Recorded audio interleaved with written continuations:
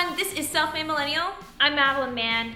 You know, the average recruiter spends about 7 seconds reviewing a resume, and during that time, they can make some snap decisions that can lead your resume to disappear into their archives to be rejected forever. Avoid a recruiter making a snap decision in the wrong way and rejecting your resume. In this video, you're gonna learn 4 common resume items that may actually cause a recruiter to reject you and how to combat that. Side note, it would be foolish for me to say that all recruiters make these judgments, nor do I condone these judgments be made.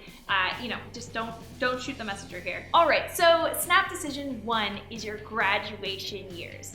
When you're applying, if you're afraid that you're gonna be considered too young for a position, too old, or anything else around age, just remove your graduation dates from your resume.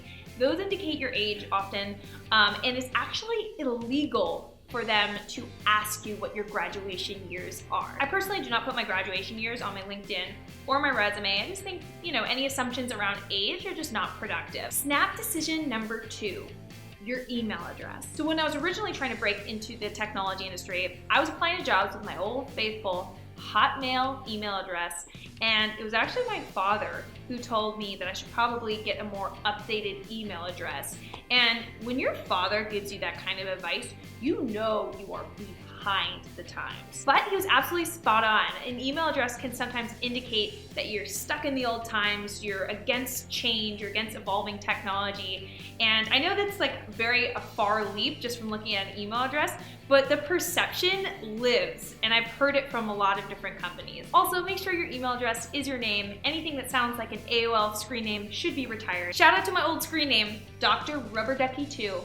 Rest in peace. Moving right along to snap decision number 3, your location. If the job that you're applying for is not in the same city that your resume or LinkedIn indicates, then make sure on your resume that you state that you're either open to relocating there or already planning on relocating there. Otherwise, a recruiter could make a snap decision so you're not in the same location and just pass on you. And finally, snap decision number 4, your photo. Since a recruiter spends only about 7 seconds looking at your resume, if you put a photo on there, they spend several of those seconds looking at your face. Studies show that not only is a photo on a resume often distracting, but it can introduce other biases into the process, such as your gender, your ethnicity, your age, and so on. All of this information is in the context of the United States. So I've noticed a lot of international applicants, they'll often put their photo, their age, their marital status, their number of kids.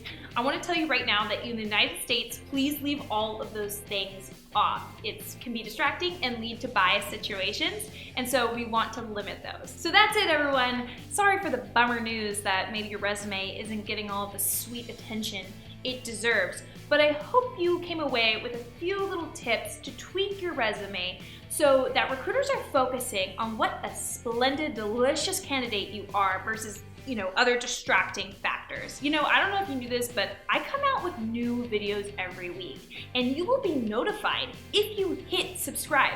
So make sure you do that, as well as give me a little bit of feedback. If you hit a like on this video, that's how I'll know I'm being helpful. So thank you so much, everyone. See you next time.